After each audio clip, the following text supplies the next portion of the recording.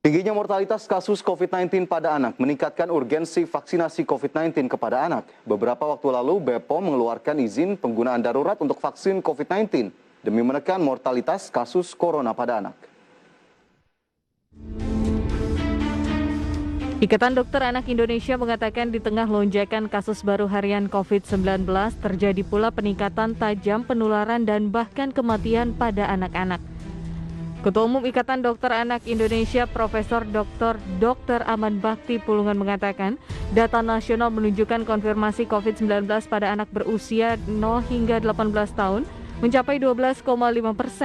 Ini artinya 1 dari 8 kasus konfirmasi COVID-19 adalah anak-anak. Data Ikatan Dokter Anak Indonesia juga menunjukkan case mortality atau tingkat kematian pada kasus COVID-19 anak-anak mencapai 3% hingga 5%. Data ini menunjukkan bahwa Indonesia memiliki tingkat kematian tertinggi di dunia. Menyikapi hal tersebut, vaksin COVID-19 terus diberikan untuk masyarakat Indonesia baik anak-anak usia 12 hingga 17 tahun maupun orang dewasa. Setelah vaksinasi, peserta bisa melakukan pengecekan dan mengunduh sertifikat vaksin COVID-19 melalui laman pedulilindungi.id atau link lain. Untuk vaksinasi anak-anak, Kementerian Kesehatan mencatat sebanyak 548.000 anak-anak usia 12 hingga 17 tahun sudah mendapat suntikan vaksin COVID-19 hingga Kamis 22 Juli 2021. Jumlah anak penerima vaksin COVID-19 dipastikan akan terus bertambah. Berbagai sumber IDX Channel.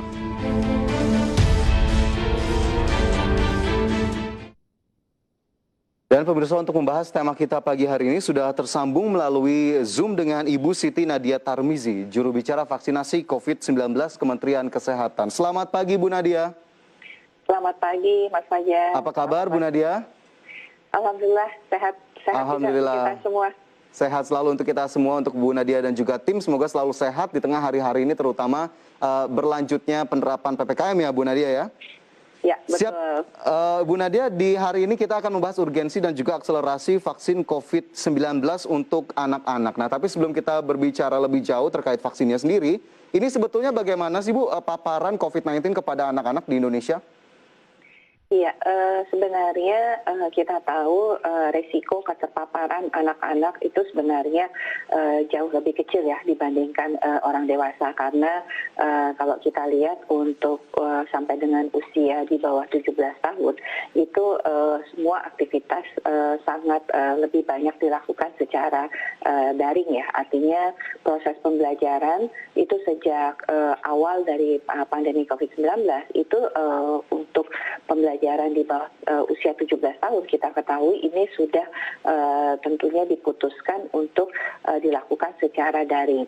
Hanya memang kemarin ada beberapa daerah yang memang karena keterbatasan ya tentunya terpaksa harus melakukan proses belajar mengajar ini secara luring ya tentunya.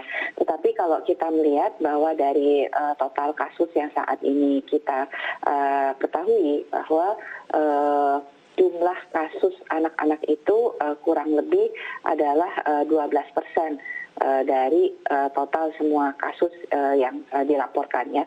Jadi tentunya kalau kita lihat memang angka 12% ini kurang lebih sama seperti total kasus pada usia di atas 60 tahun ya. Karena memang anak-anak tadi kami sampaikan sebagian besar aktivitasnya lebih banyak di rumah, bahkan kegiatan-kegiatan seperti les ataupun kegiatan-kegiatan di luar seperti berolahraga juga sangat dibatasi pada anak-anak. Tetapi kemudian resiko ini semakin meningkat penularan kepada anak-anak, terutama akhir-akhir ini kita melihat grafik peningkatan jumlah anak yang terpapar dikarenakan makin banyaknya klaster keluarga dan adanya varian Delta yang lebih cepat menular, sehingga ini juga mempengaruhi situasi di rumah tangga ya. Artinya kalau kemudian orang tua atau orang dewasa sekitarnya itu terpapar COVID-19, maka saat ini kita bisa lihat kecepatan penularan pada anak-anak pun juga terjadi, dan ini yang menjadi perhatian kita. Oke, karena memang sebetulnya sudah cukup terjaga ya dengan pola belajar daring, begitu lebih banyak di rumah dan juga aktivitas dibatasi. Tapi kemudian tadi yang juga disebutkan Bu Nadia ada varian Delta yang ternyata juga ini akhirnya menjadi perhatian utama, termasuk juga untuk anak-anak. Apakah kemudian varian Delta sendiri benar terkonfirmasi meningkatkan jumlah anak yang terpapar. Bagaimana sebetulnya Bu sebaran virus varian Delta ini kepada anak-anak? Iya, kalau sampai saat ini dari hasil pemeriksaan whole genome sequencing kita, karena kita tahu ya pemeriksaan tersebut sifatnya surveillance, hanya memonitor saja bagaimana peredaran dari varian-varian atau mutasi-mutasi baru virus COVID-19. Nah, kalau sampai sekarang kita belum menemukan varian Delta pada usia di bawah 17 tahun ya.